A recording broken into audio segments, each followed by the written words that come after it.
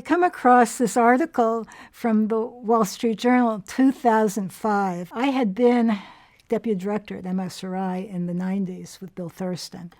And the article in the Wall Street Journal, it was the time that Larry Summers, who was president of Harvard, had come out at some meeting and said that, girls aren't good at math, something like that. That was a big hullabaloo all over the place. So the Wall Street Journal called me up to make a comment on that.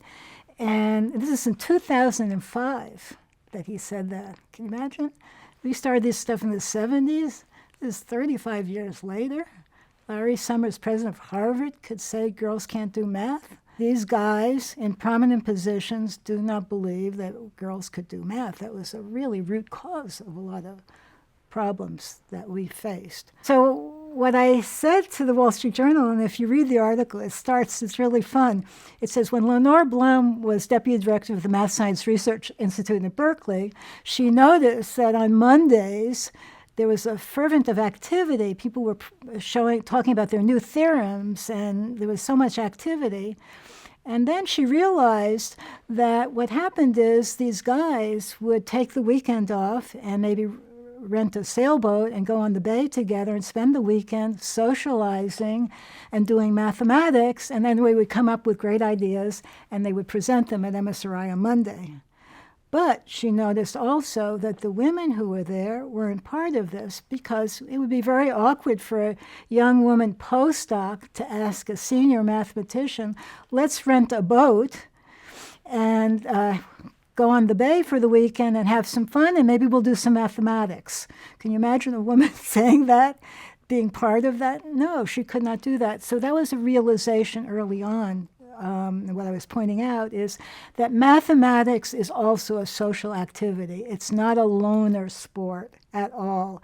And I think that is also a myth that most men put out there, and it's actually false. And if you took away their social activity for most male mathematicians, there wouldn't be any mathematics at all. You go to a math meeting, you have dinner, everybody's writing things on a napkin, these ideas, all of that's happening in social circumstances. You have role models. Your teachers look like you. You have networks of other people, your teachers' friends in other places get you positions and all of that. You're part of that network. So that is the other part, not just that men deep down did not believe women could do it. The social circumstances made that even truer because you didn't have the advantages implicitly that every single male mathematician had of social networks, professional networks, mentors, connections, all of that. You were cut out from some of the most important things to advance yourself professionally. So I think that was another thing that helped exacerbate situations for women, and that had to change.